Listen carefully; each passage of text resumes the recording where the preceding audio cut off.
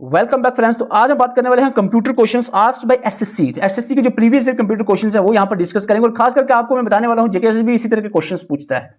बहुत से aspirant confuse रहते हैं कि आपने पूरी बुक कंप्यूटर की पढ़ दी, सब कुछ पढ़ लिया, फिर भी क्वेश्चंस नहीं हो रहे हैं, क्या वजह है। तो आज की वीडियो में सारी चीजें हम क्लियर करने वाले हैं, आपको बताने वाले हैं कि क्या मैथड होता है, किस तरह से आपको क्वेश्चंस को देखना होता है, किस तरह से उसके आंसर करने होते हैं। तो हमने बिल्कुल ऐसे क्वेश्चंस रखे हैं जो जेके भी पूछता है, बिल्कुल उसी टाइप के क्वेश्चंस हमने अरेंज करके आपके लिए लाए हैं। तो वीडियो में अंत तक जरूर बने रहिए। तो अगर आप हमारे साथ मिलकर प्रिपरेशन करना चाह रहे हैं अपकमिंग किसी भी एग्जाम के लिए, चाहे वो sub inspector, junior high court, नायब तहसीलदार, पटवारी की जो अपकमिंग पोस्ट है, अगर हमारे साथ मिलकर प्रिपरेशन करना चाह रहे हैं, हमने व्हाट्सएप ग्रुप बनाया है जिसमें आप ज्वाइन कर सकते हैं। नंबर आपके सामने है, इसका स्क्रीनशॉट लेकर इस पर मैसेज करना है। आपको इस ग्रुप में क्या क्या मिलेगा वो यहाँ पर मेंशन किया हुआ है, यहाँ पर आप रीड आउट कर सकते हैं। तो चलते हैं आज की स्पेशल क्लास की तरफ। देखो, क्वेश्चन डायरेक्टली नहीं है, आपने पूरा पढ़ा है, पूरा कंप्यूटर की बुक भी आपने पढ़ दी है, तब भी आपको 20 क्वेश्चन सपोज आज मैंने लाए, 20 के 20 आंसर नहीं कर पाओगे, और ना ही आपको 20 क्वेश्चन बुक्स में मिलेंगे, 10 ही क्वेश्चन बुक में मिलेंगे। थोड़ा सा आपको समझना होता है और एलिमिनेशन मेथड का इस्तेमाल करना होता है, थोड़ा सा अपना दिमाग भी लगाना पड़ेगा। यहाँ पर दिमाग का खेल है सारा, जो दिमाग अच्छे से लगा जाएगा वही क्वेश्चन को सॉल्व कर सकता है। तो 20 है तो 10 क्वेश्चन आपको डायरेक्टली नहीं मिलेंगे कहीं पर बुक्स में या नोट्स में, कहीं पर भी। तो आपको थोड़ा दिमाग लगाना पड़ेगा और एलिमिनेशन मेथड का इस्तेमाल करना पड़ेगा, ठीक है। Which file extension is most commonly used for executable file की बात करें हम, executable installation files in the window system, तो कौन सी फाइल MP3 आपकी किसके लिए रहती है? ऑडियो के लिए।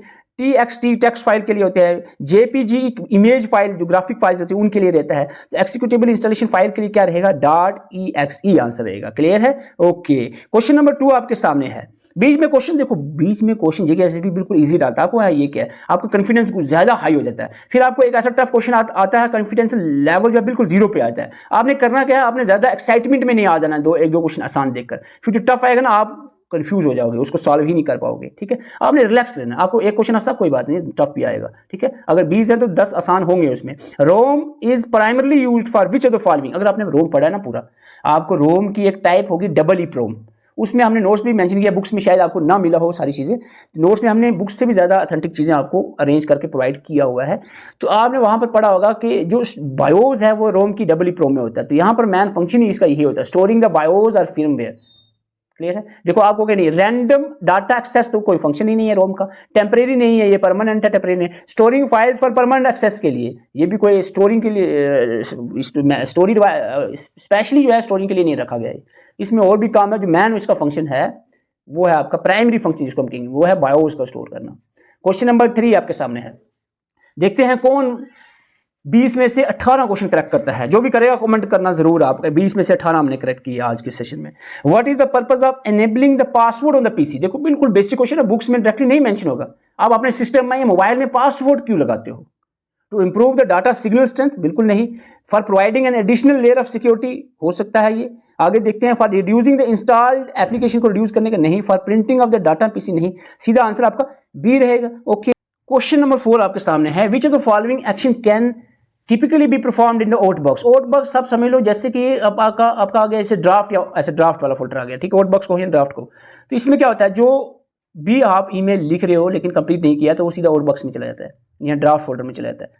तो ये आपका रहेगा आंसर इसका, editing email that are yet to be send, ठीक है। आप ईमेल लिख रहे हो लेकिन सेंड नहीं किया अभी, तो ड्राफ्ट में चला जाएगा, आपने बैक कर दिया, सिस्टम कट किया तो ड्राफ्ट में ही रहेगा। क्वेश्चन नंबर 5 आपके सामने है, विच ऑफ द फॉलोइंग, आप क्वेश्चन लंबा है बड़ा है, देखकर कंफ्यूज होने की कोई जरूरत है आपको? बिल्कुल भी नहीं है, आपको टेंशन लेना। विच of the following scenarios correctly illustrate the interdependence of system software and application software? System software application software की इंटरडिपेंडेंस के बारे में यहाँ पर कौन सा ऑप्शन बता रहा है वो आपको यहाँ पर आंसर करना है। रीड आउट कर लो इसको अच्छे से, फिर आंसर करो। देखो यहाँ पर ऑप्शन नंबर 1 आपका कह रहा है एन एंटीवायरस प्रोग्राम। जो एंटीवायरस प्रोग्राम होता है ये रिले करता है सिस्टम यूटिलिटी पे। देखो बिल्कुल ये एंटीवायरस एक सिस्टम यूटिलिटी सॉफ्टवेयर यही है, और इसका काम है to perform the disk scan और रिमूव करना मालवेयर, जो मलेशियस सॉफ्टवेयर वायरस वगैरह इस तरह के ट्रोजन वायरस वगैरह, इसको रिमूव करता है एंटीवायरस। क्लियर है? यहाँ ये सेंटेंस बिल्कुल सही लग रहा है, आंसर यही होगा मेरे ख्याल से। आगे देख लेते हैं, वर्ड प्रोसेसर की जो वर्ड प्रोसेसर जितने BMS वर्ड है कोई भी है, इसकी जो फंक्शनलिटी है वो इंडिपेंडेंट होती है without the need of operating system. Operating system के बगैर भी वर्ड प्रोसेसर चलेगा? बिल्कुल नहीं चलेगा। ऑपरेटिंग सिस्टम नहीं होगा तो सिस्टम ही नहीं चलेगा, तो MS वर्ड कहाँ से चलेगा? ये गलत है स्टेटमेंट, ठीक है।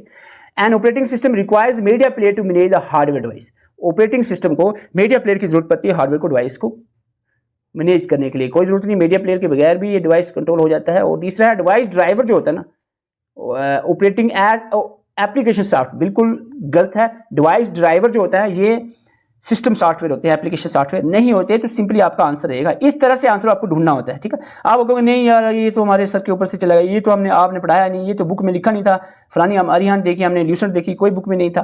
तो ऐसे नहीं होता भाई साहब, आप बुक वाले को कसूर करो, ये नहीं है। आपको चीज़ें मेंशन की हैं, आपको बताया हुआ है ये डिवाइस ड्राइवर कौन सा सिस्टम सॉफ्टवेयर, ये भी बताया है एंटीवायरस यूटिलिटी सॉफ्टवेयर है, ये भी बताया है कि मीडिया ऑपरेटिंग सिस्टम जो है वो मैनेज करता है हार्डवेयर डिवाइसेस को, लेकिन मीडिया प्लेयर की मदद से ऐसा कहीं पर भी मेंशन नहीं है। ठीक है, तो ये चीज़ें आपने समझनी होती है। ठीक है, which keyboard shortcut is used to increase the indent in the paragraph in MS word 2000। ठीक है, ओके, ये आपने बुक में भी नहीं देखा, कहीं पर भी नहीं पढ़ा और आता ही नहीं है, छोड़ दो, कोई बात नहीं है, स्किप करो, आंसर ही नहीं करना, आपको नहीं आता है। हालांकि आंसर इसका Ctrl+M रहेगा, लेकिन आपको नहीं पढ़ा, कोई बात नहीं, 20 में से 19 ही रख लो या 18 रख लो, आपने एक आध छोड़ देना है। अगर आप नहीं आ रहा है इस पर क्यों जोर मारोगे। How can you exit a slide show and return to the editing mode in MS Word PowerPoint. MS PowerPoint में आपने एग्जिट करना है, निकलना है बाहर, तो क्या कौन सा की प्रेस करोगे एग्जिट के लिए, ये बताया हुआ आपको, नोट्स में मेंशन किया हुआ है। आपको मैंने 5 ही शॉर्टकट की बताई थी MS पावर पॉइंट, सिर्फ 5, और उसी 5 में हर बार क्वेश्चन पूछा जाता है और ये क्वेश्चन भी वहीं से सॉल्व हो जाएगा। तो यहाँ पर आंसर रहेगा, आपका आंसर रहेगा स्केप की को प्रेस करोगे तो आप सीधा एग्जिट हो जाओगे स्लाइड शो से। Question number 8, the dash method is commonly use to verify the integrity of data को वेरीफाई करने के लिए कौन सा मेथड यूज किया जाता है।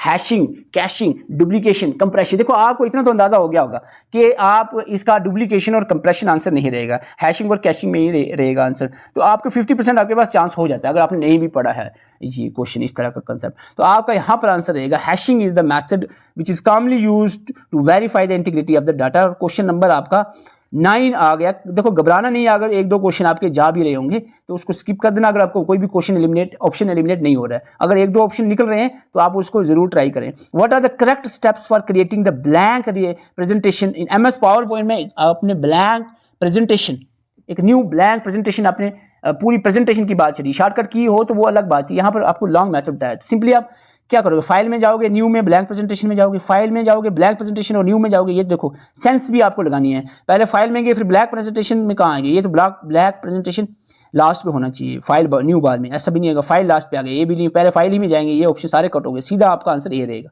सिंपल सी बात है, पहले फाइल में जाते हो फिर न्यू में फिर ब्लैंक प्रेजेंटेशन आपकी ओपन होती है। तो ये आपका ए आंसर रहेगा क्वेश्चन नंबर 10। क्वेश्चन नंबर 10 आपके सामने, इसको रीड आउट कर लो, आंसर कर लो, फिर आपको मैं बताता हूं। क्वेश्चन नंबर 10 आपके सामने है, which option in MS Word allows a user to align text within a document to the left, right, centre, right और जस्टिफाई। देखो टेक्स्ट अलाइनमेंट की बात कर रही है। फ़ॉन्ट स्टाइल से क्या होता है, फ़ॉन्ट स्टाइल में आप जैसे जो आप टेक्स्ट लिख रहे हैं ना उसके डिफरेंट फ़ॉन्ट्स आपको यहाँ पर स्टाइल्स नजर आएंगे। पैराग्राफ अलाइनमेंट ठीक रहेगा, लाइन स्पेसिंग, देखो सिंपल सा, ये तो कोई बात ही नहीं हुई। आपको पूछा MS वर्ड में कौन सा ऑप्शन है जो टेक्स्ट को अलाइन करने का यूज, पैराग्राफ अलाइनमेंट ही यूज करेंगे ना हम, यही तो एडजस्ट करेगा टेक्स्ट को, लेफ्ट, सेंटर, राइट, जस्टिफाई कर सकता है। ठीक है, फ़ॉन्ट स्टाइल में कोई टेक्स्ट की अलाइनमेंट होती है, नहीं होती है। ठीक है, और इसके बाद लाइंस पे adjust the spaces between the lines, ये लाइन स्पेसिंग। सिंपली क्वेश्चन पूछा है तो बी आंसर रहेगा, इतना कोई इसमें मुश्किल बात नहीं थी। ऐसे क्वेश्चन बड़ा है दिखने में, लेकिन आंसर इसका बिल्कुल सिंपल है। ठीक है, ऐसे आपने याद रखना है, जो दिखता है वो उतना मुश्किल नहीं होता। What type of media is commonly use for वैन communication, wide area network communication में कौन सी तरह की मीडिया यूज की जाती है, तो ये आपने आंसर करना है इसका। तो जल्दी से आंसर करें, क्योंकि वाइड एरिया नेटवर्क जो वैन होता है ना, लॉन्ग डिस्टेंस, जो इंटरनेट इसकी एग्जांपल है, लॉन्ग डिस्टेंस के लिए wide area network, country to country हो गया, लॉन्ग डिस्टेंस के कम्युनिकेशन का यूज़ किया जाता है। तो यहाँ पर क्या, जो HDMI केबल हो गया, ये मीडिया प्लेयर के लिए यूज़ होता है, लॉन्ग डिस्टेंस नहीं है। ट्विस्टेड पेयर केबल हो गया, ये भी आपके उतने लॉन्ग डिस्टेंस नहीं है, शॉर्ट डिस्टेंस, यहाँ हम कह सकते हैं कोक्सियल केबल हो गया, लैन लोकल एरिया नेटवर्क वगैरह के लिए यूज़ होता है। तो यहाँ पर फाइबर ऑप्टिक केबल जो है यहाँ पर मोस्ट प्रोबेबल आंसर रहेगा, मोस्ट कॉमनली यूज होता है ये वैन के लिए, वाइड एरिया नेटवर्क के लिए। ओके, क्वेश्चन नंबर 12 है, what happens when a user insert a new row into an MS Excel worksheet. MS Excel worksheet में एक नई रो डालनी है, रो इंसर्ट करनी है। The existing row are shifted to the right, the existing data in the row is overwritten. ऐसा बिल्कुल नहीं होगा, जो आपने एक नई रो ऐड करनी है वो खाली आएगी, ऐसा नहीं होगा जो पहली रो है तो उसका डाटा इसमें शिफ्ट हो जाएगा, ऐसा बिल्कुल भी नहीं होगा। ठीक है, the existing row are shifted down, नीचे की तरफ जाएगी या राइट, देखो शिफ्टेड राइट तो नहीं होगी, नीचे या ऊपर होगी। The new row is added at the bottom of the worksheet, बिल्कुल बॉटम ऑफ द वर्कशीट पे नहीं, जहां आप ऐड करोगे वहीं बीच में आ जाएगी। तो ऐसे क्वेश्चन आपने पढ़े नहीं होते, घबराना नहीं होता। देखो कॉमन सी सेंस अगर थोड़ा बहुत भी कभी आपने कंप्यूटर चलाया होगा ना, तो आपको एटलीस्ट इतनी पता चल जाएगा कि जो रो आप ऐड करते हो ना एक्सेल में, तो वो राइट में कहीं नहीं जाएगी। जैसे कि ये होता है आपके कॉलम, तो ये होती है रो, ठीक है। अब अगर नई रो डालोगे तो यहाँ पर बीच में एक रो डाल रही है, तो ये राइट पे तो नहीं, या तो नीचे जाएंगे ऊपर जाएगी, तो ये नीचे जाती है रो। एक नई रो डालेंगे, ऐड यहाँ एक और ऐड करोगे नीचे ऐड हो जाएगी, एक और करोगे नीचे ऐड हो जाएगी, इस तरह से, ठीक है, नीचे। ओके, तो यहाँ पर आंसर रहेगा existing row are shifted down. जो एग्जिस्टिंग होगी, यहाँ पर आपने डाला जो पहले वाली ये रो थी, ये नीचे की तरफ हो जाएगी, ऊपर आ जाएगी, ठीक है। जो नई रो है वो ऊपर आती है, एग्जिस्टिंग वाली नीचे चली जाती है जो है पहले, ठीक है। ओवर राइट नहीं होता, राइट साइड पे नहीं ऐड होगी और बॉटम में ऐड हो, ऐसा भी बिल्कुल नहीं होता। ओके, तो ये थोड़ा सा समझना होता है। Why do desktop and laptop operating system require more advance memory management technique can embedded system. तो यहाँ पर क्या आंसर रहेगा, थोड़ा सा अगर ऑप्शंस को ध्यान से देखोगे तो होपफुली आंसर निकल आएगा। तो अगर ऑप्शंस को ध्यान से देखते हो, they utilize more hardware resources need dynamic memory allocation, यहाँ पर सही हो सकता है, ये आंसर हो सकता है। मेमोरी मैनेजमेंट जो है वो नेसेसरी नहीं है डेस्कटॉप और लैपटॉप में, ऐसा नहीं है, मेमोरी मैनेजमेंट नेसेसरी होती है। They run only one application at a time, one application multiple task करते हैं, ऐसे कोई बात नहीं है। They rely on static memory allocation due to limited hardware. तो बिल्कुल ये भी आंसर नहीं बन रहा, आंसर आपका ए ही रहेगा। आपने देखना है, ऐसे करके समझ आ जाएगा आपको।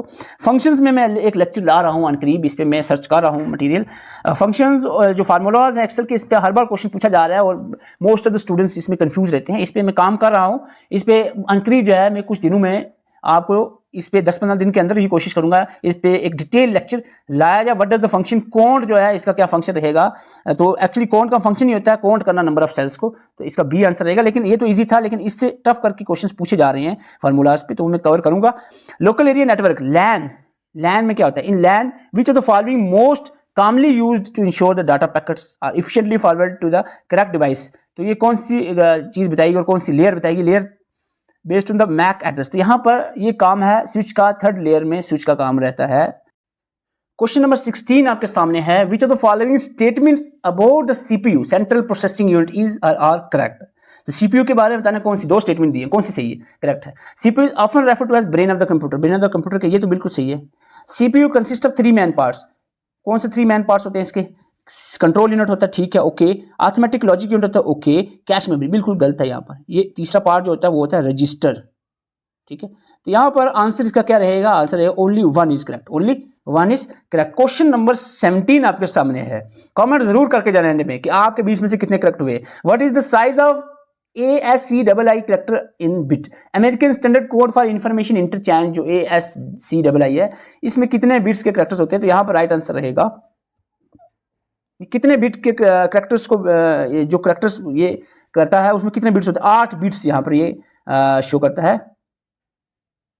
इसका जो इसमें जो करेक्टर्स होते हैं, what is the common sign that a computer might be infected with virus, किसी भी कंप्यूटर को वायरस लगा तो वायरस हो गया, कंप्यूटर में घुस गया है, तो क्या उसका कॉमन साइन होगा। ये सिंपल सा क्वेश्चन है। इंप्रूव द सिस्टम, इंप्रूव कहाँ होंगी, जब वायरस घुस जाएगा तो unusual system slow down, unusually यानी कभी कभी बीच बीच में आपका सिस्टम स्लो डाउन होना शुरू हो जाएगा, अनएक्सपेक्टेड एरर शो करना शुरू कर जाएगा, क्या ये सही हो सकता है। अब faster the system boot time, faster कहाँ से हो जाएगा भाई, वायरस घुसता है तो काम स्लो हो जाता है। इंक्रीज द हार्डवेयर डिवाइस की स्पेस, इंक्रीज नहीं डिक्रीज होगी, तो वो बात थी, इंक्रीज तो नहीं होगी। तो सिंपल सा क्वेश्चन है ये, बिल्कुल सिंपल सा। ओके, क्वेश्चन नंबर 19, इन मल्टी पार्ट ईमेल मैसेजेस की बात करें, what does the boundary parameter in the content type heading signifies. तो यहां पर बाउंड्री पैरामीटर जो है वो क्या सिग्निफाइज करते हैं, या थोड़ा सा कॉम्प्लिकेटेड क्वेश्चन है।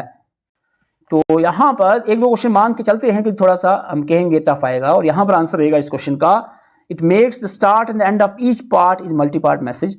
तो यहां पर 3 इसका आंसर रहेगा। क्वेश्चन नंबर 20 आपके सामने है, what is the role of user account control UAC in Windows when modifying system settings. ये सिस्टम सेटिंग को जब मॉडिफाई करते हो तो इसका जो रोल बताना आपका यूजर अकाउंट कंट्रोल UAC का इन विंडोज।